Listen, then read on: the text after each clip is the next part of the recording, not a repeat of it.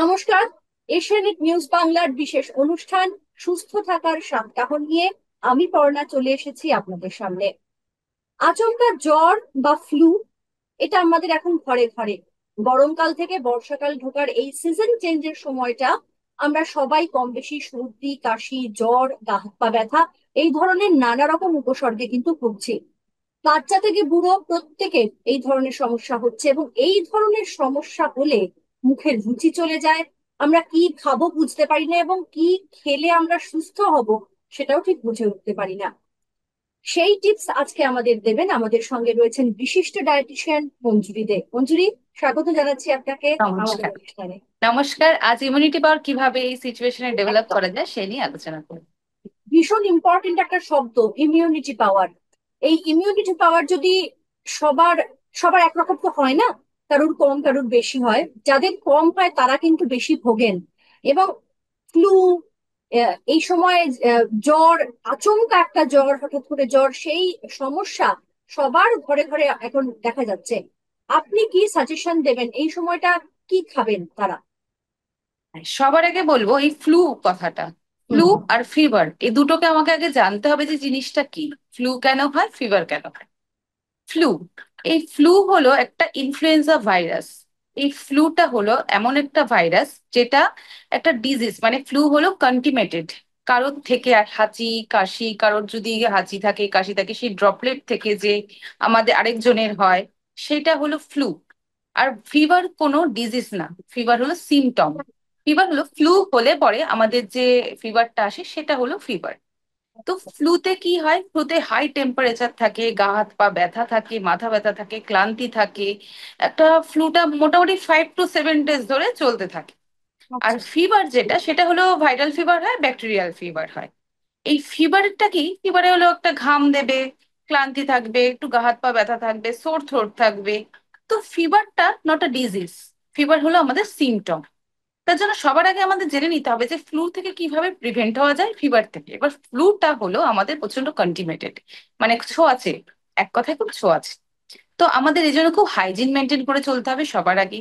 কোনো খুব পাবলিক প্লেসে গেলে পরে সেখানে নিজেকে প্রোটেক্ট করে রাখা, তারপরে স্যানিটাইজ ইউজ করা। সবার আগে এটা তো গেল বাইরের প্রিভেনশন। কিন্তু তার আগে আমাদের দরকার এই সিচুয়েশন গুলো থেকে নিজেকে বাঁচানোর জন্য ইমিউনিটি পাওয়ারটা ডেভেলপ করা। যদি এই সিচুয়েশনে আমাদের সবাইকে বাইরে রাস্তাঘাটে বেরোতে হচ্ছে, পাবলিক প্লেসে যেতে হচ্ছে, প্রত্যেকের একটা ব্যস্ত জীবনে তাকে চলতেই হচ্ছে, কিন্তু সেই সিচুয়েশনের মধ্যে সে নিজেকে কতক্ষণ প্রিভেন্ট করে রাখবে? ঠিক। তার জন্য তাকে ভেতর থেকে ইমিউনিটি পাওয়ারটাকে ডেভেলপ করতে হবে আমাদের ডেইলি ডায়েট চার্টের মধ্যে দিয়ে। অর্থাৎ খাবার দিয়ে ইমিউনিটি পাওয়ার বাড়ানো সম্ভব? একদমই, খাবার দিয়ে আমাদের ডায়েট চার্টের মধ্যে দিয়ে যদি আমরা এভরিডে হেলদি ডায়েট চার্ট নেই, আমাদের যদি নিউট্রিশন ফুড থাকে আমাদের ডায়েটে, তাহলে ইমিউনিটি পাওয়ারটা অনেকটা ডেভেলপ হতে পারে। আর ইমিউনিটি পাওয়ার ডেভেলপ হলে কিন্তু এই ধরনের যে কিছু ফ্লু আমাদের ঝট করে অ্যাটাক করতে পারে না। বাচ্চাদের সাধারণত আমরা জানি ইমিউনিটি পাওয়ার কম থাকে। সেক্ষেত্রে তাদের কিভাবে এই ধরনের সিচুয়েশন থেকে আটকে রাখবেন বা রোগ প্রতিরোধ করানো হবে, তার জন্য কি খাওয়ানো উচিত? বাচ্চাদেরকে এভরিডে তাদের যেন মানে সাইট্রাস ফুড, যেটা ভিটামিন সি, ভিটামিন সি থাকে এরম ধরনের খাবার আমাদের দেওয়া উচিত। এবার সাইট্রাস ফুডে ভিটামিন সি থাকে। ভিটামিন সি বলতে গেলে আমাদের সবার আগে আসে কম orange, grapes. Rich vitamin C হলো গোয়াভা, তারপর লেমন। এই ধরনের ভিটামিন সি নিতে হবে। কেন ভিটামিন সির কথা আমি বারবারই বলি, কারণ এটার মধ্যে একটা অ্যান্টি অক্সিডেন্ট থাকে। আর এই অ্যান্টি অক্সিডেন্ট আমাদের কি করে, আমাদের যে সেল ড্যামেজ হওয়ার জন্য প্রোটেক্ট করে। তার জন্য ভিটামিন সিটা প্রচন্ড ভাবে তাদের মানে এভরিডে ডায়েট চার্টে যেন ফুডটা থাকেই, এভরিডে ডায়েট চার্টে রাখতে হবে। এছাড়া প্রোটিন নিতে হবে, মাছ মাংস ডিম, যেটা সুষম খাবার বলি আমরা, সেটা প্রোটিনটা এভরিডে নিতে হবে, কারণ প্রোটিনও আমাদের সেলকে ড্যামেজ করে, ড্যামেজটাকে প্রোটেক্ট করতে সাহায্য করে। আর প্রোটিন যদি আমাদের ভালো থাকে, বিভিন্ন ইনফেকশন হলেও সেই ইনফেকশন থেকে ফাইট করতে হেল্প করে। তার জন্য ঠিক। আমাদেরকে নিজেকে এমন ভাবে স্ট্রং হতে হবে যাতে ইনফেকশন হয়েও থাকে সেখানে যেন আমরা ফাইট করতে পারি নিজেকে তার সাথে। অর্থাৎ আপনি বলতে চাইছেন যে ফ্লু এবং আচমকা যে ভাইরাল ফিভারটা হচ্ছে, যেটা 3 দিন 5 দিন এরকম থাকছে, তার ডায়েট চার্ট পুরোপুরি আলাদা? আলাদা না, আমাদের ডায়েট চার্টের মধ্যে দিয়েই সেটা আছে। এবার ফিভার হয়ে গেলে পরে তখন তাদের ডাইজেশন প্রবলেম থাকে বলে তখন একটু ডায়েট চার্টটা ডিফারেন্ট করতে লাগে। আচ্ছা। কিন্তু যখন আমি সুস্থ আছি নিজেকে, তখন আমি কিভাবে ইমিউনিটি পাওয়ারটা বাড়িয়ে তুলবো, সেই সময় আমাদের এভরিডে ডায়েট চার্টে সাইট্রাস ফুড, প্রোটিন, এই জিনিসগুলোকে প্রচন্ডভাবে মেনটেন করে চলতে লাগে। হ্যাঁ, তো ভাইরাল ফিভার হওয়ার আগে বা ফ্লু হওয়ার আগে যাতে সেটা আটকানো যায় তার জন্য ইমিউনিটি পাওয়ারটা বাড়ানো জরুরি, এবং ইমিউনিটি পাওয়ার বাড়ানোর জন্য ডায়েট চার্ট ফলো করা বা ঠিকঠাক সুষম আহার নেওয়া আমাদের জরুরি। আমি আপনার থেকে একটু জানতে চাইবো যে ধরুন জ্বর নেই, ধরুন কেউ অসুস্থ হয়েছেন অথচ তার জ্বর নেই, শুধু দুর্বলতা রয়েছে, সর্দি কাশি রয়েছে, অথচ তার কোনো জ্বর আসেনি, টেম্পারেচার নেই, তখন কি করা উচিত আমাদের, কি তখন ঠিক খাওয়ানো উচিত? একই রকম ভাবে প্রতিদিন ফলটা খাবেন, ফল, শাকসবজি, প্রোটিন, এই ধরনের খাবারটা রাখবেন। ফলের মধ্যে স্পেশালি লেমন, অরেঞ্জ, পাপায়া, তারপরে গ্রেপস, গুয়াভা, এই যে সাইট্রাস যে ফুডগুলো ভিটামিন সি রিচ থাকবে যেগুলো, সেগুলো এভরিডে নেবেন। এছাড়া চিকেন স্যুপ খেতে পারেন, চিকেন স্যুপে প্রোটিনটাও আমার যাচ্ছে, প্লাস এই সময় অনেকে সোর থ্রোটের প্রবলেমও থাকে, অনেকে যাদের জি। ঠান্ডা লেগে যায়, সোর থ্রোটের থেকেও নিজেকে খুব জিঞ্জার ভালোভাবে, বাটার। হ্যাঁ ভালোভাবে ইয়ে করে যায়। এই সময় জিঞ্জার টি, তারপরে গার্লিক, এগুলো আমাদের ইমিউনিটি প্রচন্ডভাবে বুস্ট করে। কাড়া বানিয়ে অনেকে খায়, যেখানে টারমারিক দিলে পরে সেটাও আমাদের ইমিউনিটি পাওয়ারের জন্য খুব ভালোভাবে থাকে। আর ক্লান্তি, এই সময় জ্বর হওয়ার পরে যে টায়ার্ডনেসটা থাকে, টায়ার্ডনেসের জন্য মাছ, মাংস, ডিম, সাইট্রাস ফুড, এটা খুবই দরকার। আমাদের যে জ্বরটা হয়তো হয়ে গেছে তারপরে তার মধ্যে ক্লান্তি এসছে, সেই হ্যাঁ। জ্বরটা হওয়ার সময় কিছু সেল ড্যামেজ হয়, সেই সেল ড্যামেজ গুলোকে আবার রিপেয়ার করতে আমাদের এই সাইট্রাস ফ্রুট, আমাদের অ্যান্টি অক্সিডেন্ট, আমাদের প্রোটিন প্রচন্ড ভাবে হেল্প করে। তার জন্য ঠিক। যে ফ্রুট ফুড গুলোর মধ্যে এগুলো থাকবে সেগুলো আমাদের নেওয়া উচিত। ঠিক। একটা বিষয় জানতে চাইবো যে এই যে জ্বর হচ্ছে, ফ্লু, এই ধরনের ভাইরাল ফিভার গুলো হচ্ছে আমাদের ভীষণ দুর্বল করে দিচ্ছে, খুব ক্লান্ত হয়ে পড়ছি আমরা। তো সেক্ষেত্রে ডায়েট চার্ট অবশ্যই আমাদের মেনটেন করা উচিত। ইমিউনিটি পাওয়ার বাড়াতে আসলে ইমিউনিটি পাওয়ার বাড়ানোর জন্য ভিটামিন সি এর উপর আপনি জোর দিচ্ছেন, তার সঙ্গে সঙ্গে জোর দিচ্ছেন আপনি প্রোটিনের ওপর। তো একদম। যেটা জানতে চাইবো যে এই ফ্লু বা ভাইরাল ফিভারের ক্ষেত্রে অনেক সময় আমাদের মুখে রুচি থাকে না, আমাদের খেতে ইচ্ছা করে না। রুগীকে হয়তো খাবার মুখে ধরা হলো, সামনে ধরা হলো, তিনি বলছেন না আমি খাবো না, আমার ইচ্ছা নেই। সেক্ষেত্রে আমাদের কিভাবে রুগীকে ট্যাকেল করা উচিত, কি করা উচিত সে? সেক্ষেত্রে বলবো সবার আগে বডিটাকে হাইড্রেট রাখার জন্য যেন ওয়াটারটা খুব ভালোভাবে তা মেনটেন করা হয়। সে ওয়াটারের অনেক রকম সোর্স আছে, সে স্যুপ খা, কোকোনাট ওয়াটার খা, গ্লুকোজ ওয়াটার খা, ওয়াটারটা সবার আগে খেয়ে যেন নিজে হাইড্রেট থাকে। আর এই সময়ের জন্য জিঙ্কটা খুব দরকার। জিঙ্ক বলতে গেলে যেটা আমরা অ্যানিমাল প্রোটিনে পাই, জিঙ্কটা আচ্ছা। আমাদের প্রচন্ডভাবে ওই মুখে রুচি আনায়। আমরা করোনার সময়ও সবাই শুনেছি যে হ্যাঁ। প্রত্যেকে একটা জিঙ্ক খেতে, সে সময় আমাদের হ্যাঁ। মুখের রুচিটা ছিল না বলে, ওই টেস্টের জন্য প্রচন্ডভাবে হেল্প করে জিঙ্ক। হুম। তো জিঙ্ক সোর্স যে সমস্ত খাবারে থাকবে, যেমন আমার অ্যানিমেল প্রোটিনে আমরা মোটামুটি জিঙ্ক পেয়ে যাই, সেই ধরনের সোর্সে আমরা জিঙ্কটা নিলে পরে মুখের ওই রুচিটা ফিরে আসতে পারে। আর ডাইজেশন প্রবলেম এই সময় অনেকের হয়ে থাকে, যার জন্য হ্যাঁ। রুচি থাকে না, ওই ডাইজেশন প্রবলেমের জন্য একটু খিচুড়ি, পাতলা করে স্যুপ, কলা, এইগুলো খেতে পারেন, তাহলে ডাইজেস্টিভ সিস্টেমটাও ভালো থাকবে, কারণ এই সময় সবার ঝট করে যে কোনো খাবার হজম হয় না। হজম হয়। ঠিকই তাই। আপনি করোনার উল্লেখ করলেন, কেন্দ্রীয় স্বাস্থ্য মন্ত্রক সম্প্রতি সতর্ক করেছে বিভিন্ন দেশে যেমন করোনার প্রকোপ বাড়ছে, আমাদের দেশেও বিভিন্ন রাজ্যে অল্প স্বল্প কিছু না হলেও কয়েকজন অসুস্থ হচ্ছেন এই ধরনের ক্ষেত্রে। তো আমরা করোনার স্বাস্থ্যবিধি সম্পর্কে মোটামুটি সবাই জানি, তার বাইরে যদি এর হাত থেকে, এই মারণ ভাইরাসের হাত থেকে বাঁচতে চাই, তাহলে কি ডায়েট চার্ট ফলো করা উচিত? সবার আগে একটাই কথা বলবো, এই ভাইরাস থেকে বাঁচতে গেলে নিজের ইমিউনিটি পাওয়ারটাকে ডেভেলপ করতে হবে। আমাদের খাবারের মধ্যে দিয়ে যেই সমস্ত ফুডগুলো আমাদের ইমিউনিটি পাওয়ার ডেভেলপ করে, আমি এইমাত্র অনেকগুলো ফুডের নাম বললাম, হ্যাঁ। সেগুলোকে এভরিডে ডায়েট চার্টে রাখুন। ইমিউনিটি পাওয়ারটা বুস্ট রাখুন, কারণ আমাদের ডেলি এভরিডে লাইফে আমাদের সবসময় সবকিছু মেনটেন করা পসিবল হয় না। আমাদের সেই বাসে ট্রামে যাতায়াত করা, পাবলিক প্লেসে যাতায়াত করা, সেই ভিড়ের মধ্যে যাতায়াত করা তো আমাদের লেগেই থাকবে। কিন্তু যদি আমরা ভেতর থেকে যদি আমরা বুস্ট আপ থাকি, আমরা হয়তো নিজেকে কিছুটা হলেও প্রিভেন্ট করতে পারবো। ও আটকাতে আর পারবো হ্যাঁ, নিজেদের অসুস্থতা। এক্সারসাইজটা খুব ভালোভাবে করুন, কারণ এক্সারসাইজও আমাদের প্রচুর ইমিউনিটি পাওয়ার বাড়ায়। ঠিক। আমি এটা মোটামুটি আমরা অনেকেই করোনা সম্পর্কে জানি যে ফ্লু এর থেকে বা সাধারণ জ্বরের থেকে কিছুটা উপসর্গ আলাদা হয় করোনার ক্ষেত্রে। সেক্ষেত্রে ডায়েট চার্টও কি আলাদা হবে নাকি না একই রকম ডায়েট চার্ট একই চলবে? মোটামুটি ফ্লু বা ফিভার, এই যে ফ্লু এক কথা যে আমি বললাম, ফ্লুটা তো অনেকটাই, করোনাটা একটা ফ্লু এর মতনই। হ্যাঁ। তো এই সেমই ডায়েট চার্টে কিছু আচ্ছা আচ্ছা। ডিফারেন্স নেই, কিন্তু হুম, আমাদের যখন মানে ফ্লু বা ফিভার হবে তখন যেহেতু খাবার রুচি থাকে না, সেই জন্য তখন একটু লাইট ফুডের দিকে আমাদের নজর দিতে হবে। যেটা আমরা মানে মুখে জ্বর থাকলে পরে মুখে রুচি থাকে না, তখন লাইট ফুড কিভাবে খাওয়া যায়, সেই সময় ডাইজেশন বিভিন্ন রকমের প্রবলেম হয়, ফ্রুটস হোল ফ্রুটটা খাওয়া যায় না, তাদের ইচ্ছা করে না, কারণ বেশি ফাইবার খেলে সেটা তাদের ডাইজেস্ট হয় না। তো হুম, সেই সময় তখন একটা লুজ মোশনের একটা প্রবলেম থেকে যায়। তো সেই সময় কি হবে, সেই সিচুয়েশনটার জন্য আমরা তখন একটু আলাদা ডায়েট চার্ট আমরা দেবো, একটু লাইট ফুডের ওপরে তখন দেবো, যেটা তাড়াতাড়ি ডাইজেস্ট হয়ে যায়। অল্প অল্প খাবার খেলেও যেন তার মধ্যে শরীরে এনার্জিটা বুস্ট করে, এনার্জিটা সেই সময় আমার দরকার, কারণ তখন ল্যাক অফ এনার্জি হয়ে যায় সেই সিচুয়েশনে। তাই এনার্জিটা যেন খুব তাড়াতাড়ি তখন বাড়ানো যায়, সেই এনার্জি রিচ ফুড দিতে হবে। একটু নাট সিডস খান, এনার্জি বাড়বে।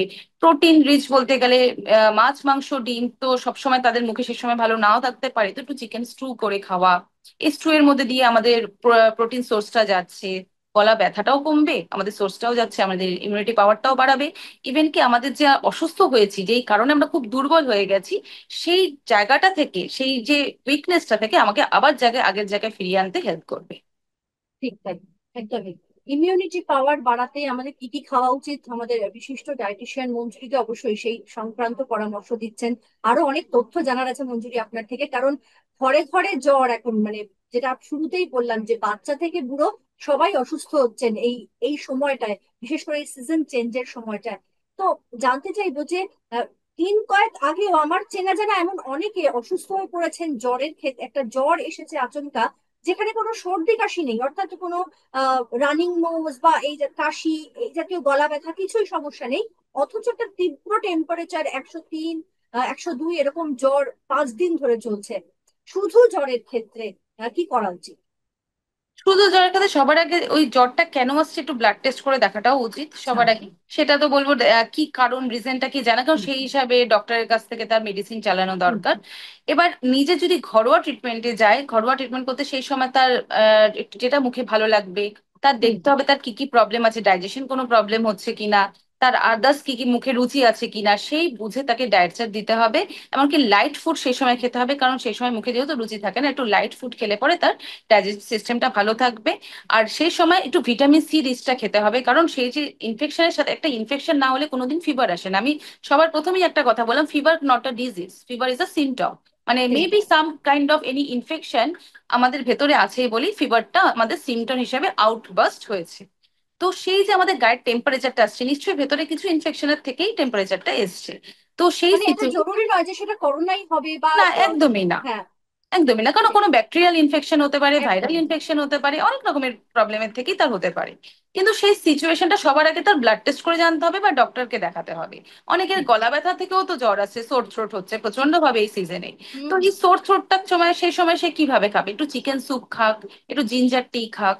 তো এই সিচুয়েশন গুলোতে যদি আমরা এই মানে কিছু কিছু লাইট ফুডকে আমরা নিই, সে সময় খুব রিল্যাক্স ফিলও করবো, এমনকি ইমিউনিটি পাওয়ারটাও বাড়বে। আর এমন যেই কারণের জন্য আমি উইক হয়ে গেছি বা জ্বর হয়েছে, সেই ইনফেকশনের সাথে তো আমাকে ফাইট করতে হবে, ফাইট না করলে ঠিক আমি আবার রিকভারি করব কি করে? ঠিক। তার জন্য আমাকে একটু প্রোটিন ভালোভাবে নিতে হবে, যাতে সেই প্রোটিনটা নেওয়ার পরে আমি ইনফেকশনের সাথে ফাইট করে আবার আগের পজিশনে ফিরে আসতে পারি, সুস্থ হয়ে যেতে পারি। একদমই তাই। একটা একটু অন্যরকম প্রশ্ন করবো, সেটা হচ্ছে করোনার ক্ষেত্রে করোনার স্বাস্থ্যবিধি সংক্রান্ত যে তথ্য ছিল তার মধ্যে সব থেকে গুরুত্বপূর্ণ ছিল আইসোলেশন, অর্থাৎ নিজেকে একদম আলাদা করে দাও বাকিদের থেকে, যাতে সেটা কোনোভাবেই পরিবারের আর কারোর মধ্যে ছড়াতে না পারে।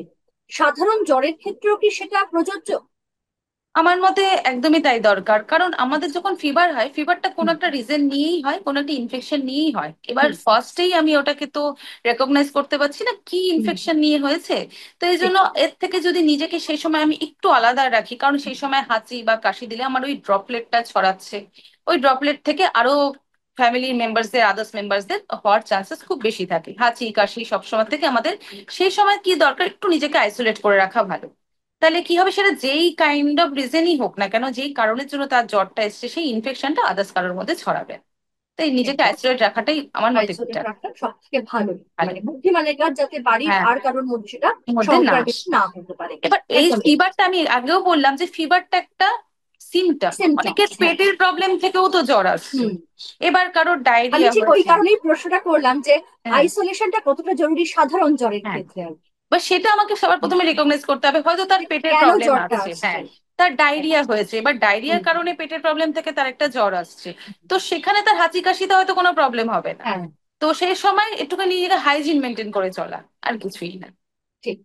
আচ্ছা, একটা বিষয় জানতে চাইবো, দুধ সুষম খাবার আমরা জানি, দুধ প্রতিরোধ ক্ষমতা বাড়ায় সেটাও আমরা জানি, কিন্তু অনেক বাচ্চা দুধ খেতে চায় না, দুধের গ্লাস মুখের সামনে ধরে সে ছুটে পালিয়ে যাচ্ছে, সেক্ষেত্রে তার বিকল্প কি হতে পারে? হ্যাঁ, এটার জন্য হয়তো জোর করে অনেক সময় আমরা খাওয়াই, হ্যাঁ। কিন্তু পসিবল হয় না কিছু সিচুয়েশনে। ঠিক আছে, দুধের বিকল্প হিসাবে আমরা দই দেব, ছানা দেব, সেটা খাক। এছাড়া সব রকমের ফল শাকসবজি খাক, তাহলেই ইমিউনিটি পাওয়ার যে শুধু দুধেই আসবে তার কোনো কথা নেই। আমাদের অনেক ডায়েট চার্টের মধ্যে আমরা অনেক ফল দিতে পারি, কিন্তু এটা শাকসবজি নিয়ে দিতে অনেক পারি। মা কাকিমা বা বাড়ির ঠাকুমাদের একটা এটা একটা প্রচলিত ধরনের যে দুধ না খেলে ভালো ছেলে হবে না, এরকম একটা একদমই ব্যাপার তাই। দেখে থাকে। কিন্তু হ্যাঁ, এবার অনেকে তো দুধ সহ্যও করতে পারে না, অনেক বাচ্চার ল্যাকটোজ ইন্টলারেন্স থাকে, তো তাদের ক্ষেত্রে কি করা যাবে? তো সেই হিসাবে আমি বলবো যে যদি সেরকম হয়, দই খাক, পনির খাক, ছানা খাক, এবার শাকসবজি খাক, ফলটা ঠিক মতন খাক এভরিডে, আর প্রোটিনটা মাছ মাংস ডিম এই সমস্ত খাবারগুলি খাক, তাহলেই তার ইমিউনিটি পাওয়ার মানে বাদ বাকি জায়গাটা মানে মিট আপ হয়ে যাবে। একদম তাই। আর সব রকম ফল খেলে কি, মানে সব রকম ফল কি জ্বরের মধ্যে খাওয়া যায়? মানে আপনি যেমন শুধু সাইট্রাস ফলের কথা বললেন, আহ, অন্য বাকি রকম ফলও কি জ্বরের মধ্যে খাওয়া যায়? হ্যাঁ, ফল জ্বরের মধ্যে সব রকম ফলই খাওয়া যায়। এবার এই সময় আমাদের অনেক সময় কি হয় যে আমরা অনেকের একটা মিথ আছে যে এই সময় টক ফলটা খাবো, কোনো সাইট্রাস হুম। ফ্রুট খেলে পরে তো গলা ব্যথা করবে, কাশিটা উল্টো বেড়ে যাবে, এটা একটা মিথ আছে। কিন্তু এই সময় সাইট্রাস ফ্রুটটাই বেশি দরকার, কিন্তু একটা জিনিস ফলো রাখতে হবে যে না, সেটা টক না হয়। কারণ এই সময় কি হয়, জ্বর সর্দি কাশি হলে গলা ব্যথার চান্সেসটা খুব বেশি থাকে। আর এই জন্য যদি একটু টক জাতীয় কোনো ফল খেয়ে ফেলি, তাহলে কি হবে, গলার ব্যথাটা বাড়তে পারে, কাশিটা বাড়তে পারে। আমরা সেই কারণে না করি টক ফলটা খেতে, কিন্তু টক ফলটা তো খাওয়ার জন্য ভিটামিন সিটাও তো জরুরি, খুব ভিটামিন সি। জরুরি। হ্যাঁ, হ্যাঁ। ভিটামিন সিটাও খুব জরুরি, কারণ সেই সময় যখন আমাদের জ্বর সর্দি কাশি থাকে, সেই সময় আমাকে সবার আগে ওই ইনফেকশনের ফাইট করতেই সাহায্য করবে ভিটামিন সিটা। ঠিক। তো আর ভিটামিন সি আমাদের এত ভাবে মানে ইমিউনিটি পাওয়ারটা বাড়ায়, তো ভিটামিন সিটাও খুব দরকার। আমি ফল তাহলে খাওয়ার মুসাম্বি বা কমলা এই জাতীয় ফলগুলো ফল থেকেই সব তোমরা সময় ভিটামিন খাওয়া সি? যেতে পারে, সব সময় এগুলো খাওয়া যেতে হুম। পারে, এটা মানে জ্বর থাকাকালীনও খাওয়া যেতে পারে, কিন্তু টক হলে প্রবলেম, সেটাতে অ্যাসিডিটিও হতে পারে, আবার গলা হুম। ব্যথা হতে পারে, এই দুটো প্রবলেম ছাড়া এছাড়া ফলটা খাওয়া যেতে পারে। হ্যাঁ, তো যদি রোগীকে দেওয়ার আগে একটুখানি দেখে নেওয়া ভালো দেখে যে নাও যে ব্যাপারটা হ্যাঁ মিষ্টি আছে টক কিনা। কিনা, মিষ্টি হ্যাঁ, মিষ্টি মিষ্টি জাতীয় আছে ফল, কিনা। অথচ সাইট্রাস ফ্রুটও সাইট্রাস ফ্রুট, সেই হ্যাঁ, রকম দেখে নেওয়া উচিত। কারণ অনেক সেরকম দেখে সময় আবার নাও। দেখেছি যে ফাইবার সমৃদ্ধ যে ফলগুলো সেগুলো কিন্তু হজম হতে চায় না। হ্যাঁ হ্যাঁ, এই সময় কি হয়, জ্বর সর্দি কাশি হলে আমাদের হজম ক্ষমতা অনেকটা মানে হ্যাঁ। কমে যায়। সেই সময় আমাদের মানে সেভাবে শুয়ে বসে থাকা হয়, কোনো হুম। কাজ করা হয় না বলে, একটা রেস্টিং পজিশনে চলে হুম। বলে বডিটা, আমাদের হজম শক্তি খুবই কম থাকে। তো সেই জন্য কি হয়, ফাইবারটা আমাদের ডাইজেস্ট হতে খুব প্রবলেম হয়। তার ঠিক। জন্য হোল ফ্রুটটা না খেয়ে সব ফ্রুট জুস খাওয়াটা বেটার। এই জন্য আচ্ছা। আমরা সর্দি কাশি জ্বরের সময় জুসটাই বেশি প্রেফার করি, ওই সময় জুসটা কিন্তু খাওয়াটা better। জুসটা অবশ্যই বাড়িতে তৈরি হতে হবে। পারে তৈরি হতে হবে, প্রিজারভেটিভ একদমই না। যেটা সবার একদম। আগে বলবো যে এই ইমিউনিটি পাওয়ার যেমন ডেভেলপ করছে আমাদের ডায়েট চার্ট, তেমনি এই ইমিউনিটি পাওয়ারকে আবার নষ্টও করে দেয় এই প্রিজারভেটিভ ভ্যারাইটি ঠিক। Kind of food, alcohol, preservative food, oily food, এগুলো কিন্তু আমাদের ইমিউনিটি পাওয়ারটাকে আবার নষ্টও করে দেয়। তার জন্য আমাদের কারণ এই এখন আপনি যেমন বললেন যে ফলের রস খাওয়াটা জরুরি এই ধরনের ক্ষেত্রে, বিশেষ করে জ্বর সর্দি কাশির ক্ষেত্রে, অনেকেই কিন্তু ফলের রস বলতে ওই প্যাকেটের ফলের রস বুঝে নেন। হ্যাঁ, অনেকেই তাই, হ্যাঁ। অনেকে সেটা ভাবে যে প্যাকেটের রস খাইয়ে দিলাম ঠিক আছে, হ্যাঁ। কিন্তু ওটা যে একদম 100% ফুড দিয়ে তৈরি হয় সেটা আমি কখনোই বলতে পারবো না। ঠিক। তো সেই জন্য এর থেকে বেটার বাড়িতে ফ্রুট জুস করে বাচ্চাকে বা বড়কে যাকেই দেওয়ার, সেটা বাড়িতে ফ্রুট জুস করে দেওয়াটা বেটার। হ্যাঁ, এই সময় জ্বরের সিচুয়েশনে ফাইবারটা সে ডাইজেস্ট নাও করতে পারে, তো ফ্রুট জুসটা আমি বেশি প্রেফার। ঠিক। আর অনেক সময় জ্বরের ক্ষেত্রে দেখা যায় কনস্টিপেশনের একটা প্রবলেম হতে থাকে, পেটের অনেক রকম প্রবলেম হতে থাকে, তো সেক্ষেত্রে কি করণীয়? এই সময় কি হয়, একদম জল খেতে ইচ্ছা করে না, জলটা হুম। একদম তখন ভালো লাগে না, মুখে রুচিই থাকে না যে জল খাবো। তো এই জল না খাওয়ার জন্য তখন কনস্টিপেশনটা আমাদের মধ্যে তখন দেখা দেয়। তো এই সিচুয়েশনের জন্য জলটা যে করে হোক যেন তার ভালোভাবে বডি হাইড্রেট থাকে, মানে আমাদের যখন আমাদের শরীর অসুস্থ হয়, জ্বর হয়, ফিভার হয়, তখন একটা বডি হাই টেম্পারেচার সব সময় একটা চলতে থাকে। সেই সময় আমাদের বডি ভেতর থেকে ড্রাই হতে থাকে, আর এই সময় জলটা প্রচন্ড ভাবে আমাদের শরীরে দরকার। আর জলটা যদি না যায় তখন কনস্টিপেশনের প্রবলেমটা হয়। এবার মুখে তো রুচি থাকে না, জলও সে তার খেতে ইচ্ছা করছে না, খাবারও খেতে ইচ্ছা করছে না, তখন তাকে চেষ্টা করতে হবে এনি কাইন্ড অফ লিকুইড, সেটা স্যুপ, সেটা ফ্রুট জুস, সেটা একটা ডালের জল হোক, কোনো গ্লুকোজ ওয়াটার হোক, তাকে এনার্জিও সেটা দেবে, তারপরে ওআরএস হোক, এইভাবে দিয়ে তার জলটাকে ফুলফিল করাতে হবে। তার মুখের টেস্টের জন্য সেই ইচ্ছা না করলেও যেন সে জলটা ভালোভাবে খেয়ে বডিকে হাইড্রেট রাখে। কারণ যত বডি হাইড্রেট থাকবে আমাদের টক্সিনটা বেরিয়ে যাবে, তত আমরা তাড়াতাড়ি রিকভারি করবে সিচুয়েশন থেকে। সেক্ষেত্রে ওআরএস যেমন বললেন, বাড়িতে তৈরি নুন চিনি লেবুর শরবতও তো সেটাতে কাজ করতে পারে। নুন চিনির জল, লেবুর শরবতও কাজ করতে পারে বাড়িতে তৈরি, কিন্তু ওই নুন চিনির সবসময় আমাদের মেজারমেন্টটা প্রপার হয় ঠিক না হয় বলে। না। হ্যাঁ, তার জন্য আমরা ওআরএসটা প্রেফার করতে পারি, কারণ ওআরএসটা একদম রেডি করা থাকে, প্লাস ওটাতে ওটাতে সবকিছু মেজারমেন্ট সমেত থাকে বলে ওআরএস যদি আপনি কিনে আনেন, কিনে দিতে পারেন, সেটা সবচেয়ে বেশি মানে হেল্পফুল। একদমই তাই। অর্থাৎ হালকা খাবার খান কিন্তু স্বাস্থ্যকর খাবার খান। জ্বরের সময়, এই ধরনের করোনার এই একটা প্রকোপের সময় অবশ্যই সুস্থ থাকুন, সেটাই আমাদের সবার কাম্য। এবং যার জন্য আজকের আমাদের এই অনুষ্ঠান কিন্তু শুধুমাত্র আপনাদের সামনে সেই তথ্য তুলে ধরলো যা ঘরে ঘরে যেরকম সমস্যা চলছে, জ্বর সর্দি কাশি, তার মোকাবিলা আপনারা করে উঠতে পারেন খুব সহজেই।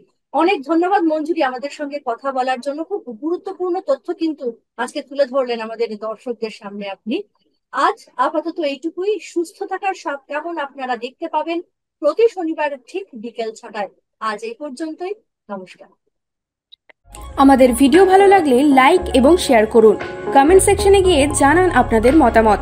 আরও ভিডিও পেতে আমাদের চ্যানেল সাবস্ক্রাইব করুন এবং প্রতি মুহূর্তে খবরের আপডেট পেতে প্রেস করুন বেল আইকন।